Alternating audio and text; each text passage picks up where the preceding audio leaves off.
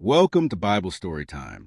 Step into the world of faith, courage, and divine wisdom as we bring the greatest Bible stories to life. Before time began, before the first sunrise ever kissed the earth, before the sound of oceans or the beating of human hearts, there was heaven. Heaven was not like anything we know. It was endless light, endless peace, and endless music. The stars were not yet hung in the sky, for heaven itself was brighter than 1,000,000 suns. And in that glorious place lived the angels, countless and radiant, each one created by God to sing, to serve, and to shine.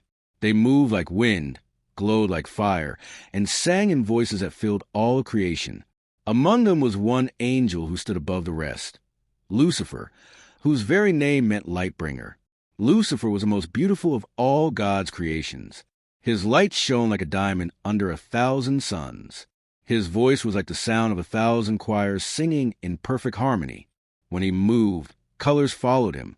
When he sang, even the stars that had not yet been born seemed to tremble in joy. God had made him perfect, wise, powerful, and full of beauty. He was appointed as the guardian of heaven's music, leading choirs and songs that praise the Creator. When Lucifer stood before the throne and lifted his hands, the heavens echoed with melodies that could melt even the hardest hearts. He was loved by many. Angels looked up to him, admired his wisdom, and followed his lead with joy. For a time, all was peace, all was glory, and all was right. But pride is like a shadow. It begins small, almost unseen, but it grows when you look too long at your own light. And so it was that one quiet day, while heaven was still singing, a strange thought entered Lucifer's heart.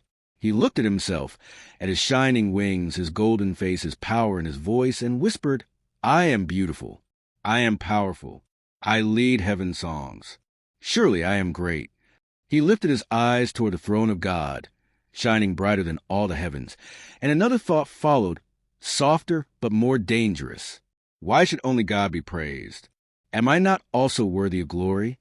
Why should he alone rule over all? The thought thrilled him. Then he pushed it away, but like smoke, it came back. Again and again, he heard the whisper in his heart. "Lucifer," it said, "you are the greatest of all angels. You could rule heaven yourself." And soon he began to believe it. From that moment, something changed. The songs that once came from love now came from pride.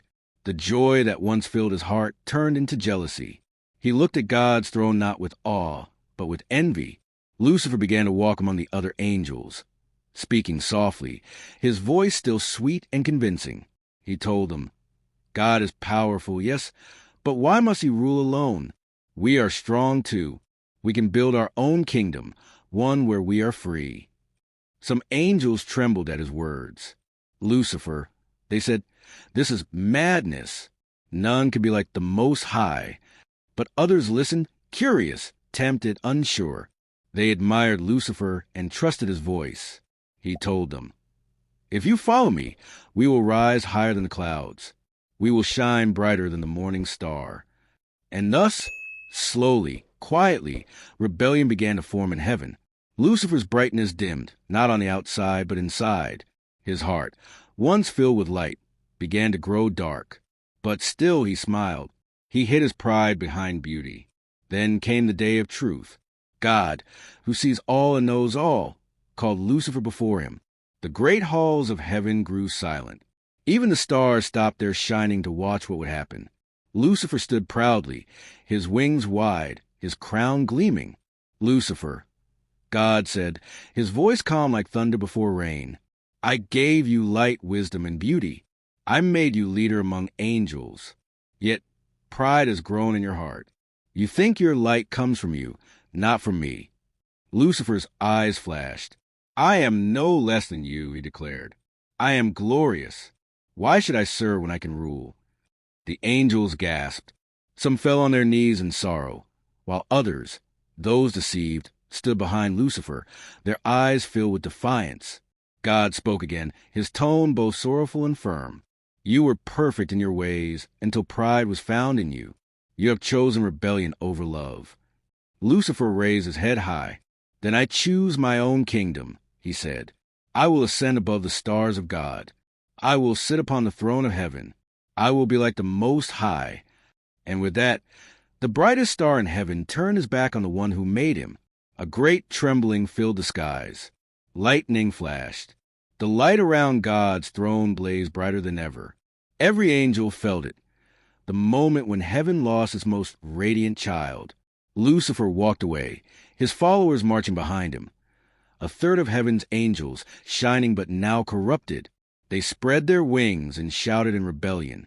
Heaven, once filled with music, now echoed with the sound of war drums.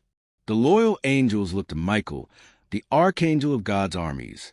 He rose with strength and courage, his armor shining with holy fire. This rebellion will not stand, he declared. But that is a tale for another chapter, the battle that shook heaven and the fall that followed. For now, heaven stood divided. Lucifer, the once glorious light-bringer, had become the first to turn his light into darkness. And from that moment, creation itself would never be the same. The skies of heaven were no longer at peace. The golden halls that once echoed with songs of praise now trembled under the sound of thunder and the clash of mighty wings. Lucifer, the once bright light-bringer, now stood tall with a heart full of fury and pride. His beauty had turned to arrogance, his music to a cry of war. Around him gathered a host of angels, those who had believed his lies, who had been blinded by his charm. Their shining wings glowed red, flickering like fire, as though heaven itself mourned their fall before it even happened. On the other side of heaven stood the loyal ones, those who would never bow to pride. At their head was Michael, the archangel of God's army, strong and radiant, his eyes blazing with holy fire. He raised a sword of light and shouted, "Who is on the Lord's side? Let him stand with truth." The heavens roared in reply. Millions of angels lifted their swords, and a great war began. The battle was fierce beyond all imagining. Bolts of lightning struck across the skies. Winds howled like storms, and thunder rolled as the creation itself cried out in sorrow. Lucifer's power was great. His voice could shake the clouds, and his eyes burned with a light that was once holy but now corrupted. He fought with fury, shouting, "I will not bow. I will not serve." But Michael stood firm. "Your light is no longer pure," he cried. "You were made by the Almighty. How can you fight your own creator?" Lucifer sneered, "I am no longer his creation. I am my own." And with that, he struck. The heavens shook as light and darkness clashed. Every angel fought, some with grief, some with rage, all knowing that this was no ordinary battle. This was a war of pride against love, rebellion against obedience. At last, the voice of God thundered across the heavens. Enough! All of heaven grew still. The clouds parted, and the throne of God shone brighter than 1,000 suns. The light cut through the sky like a sword, and all who rebelled fell to their knees, blinded by its glory. Then came the words that sealed their fate forever. "Lucifer, son of the morning, you have corrupted your wisdom for the sake of your beauty. You sought to rise above the throne of God, but you shall be brought down to the depths below." The light blazed like fire, and suddenly Lucifer's wings began to darken. The golden glow that once surrounded him turned black as coal. His beauty twisted into terror, his light into shadow. He screamed in rage as he fell, his voice echoing across creation. Michael lifted his sword once more, pointing downward. And then it happened. Lucifer and his followers were cast out of heaven, falling like stars torn from the sky. Down they plunged through light, through wind, through the endless void, until they crashed into the dark, empty world below. The earth trembled, mountains cracked. A pit opened deep in the heart of the world, burning with fire and smoke. There, the fallen angels landed, their wings broken, their glory gone. Lucifer rose slowly from the ashes. His eyes glowed red. His crown had melted, and his once beautiful face was now scarred with rage. He looked up toward heaven, his voice trembling not with sorrow, but with hate. "I may have fallen," he said, "but I will build my own kingdom. I will fill this place with my power, and I will make war against all that God loves. If I cannot rule heaven, I will rule hell." And thus, the bright morning star became Satan, the enemy, the deceiver, the prince of darkness. From that pit, His voice echoed through the ages, whispering lies into the hearts of men and women. He would tempt them, deceive them, and turn them against their Creator, just as pride had turned him. Heaven wept. But even then, God's mercy was not destroyed. For though Lucifer had fallen, God promised that one day light would rise again, and love would triumph. He looked upon his creation, the earth that was yet to be filled with life, and said, "Though darkness has come, my light shall not be overcome. I will create man in my image, and though the enemy will try to lead him astray, I will always provide a way home." And so began the story of humankind, our story, a story of temptation, fall, and redemption. Many ages passed. People filled the earth, and though Satan's whisper still traveled through time, whispering pride, envy, and rebellion, God's voice still calls, gently, lovingly, "Return to me, and I will forgive you." Because just as God loved the angels before they fell, he loves us even when we fail. Every time we choose forgiveness over hate, humility over pride, love over anger, we defeat the darkness that began with Lucifer himself.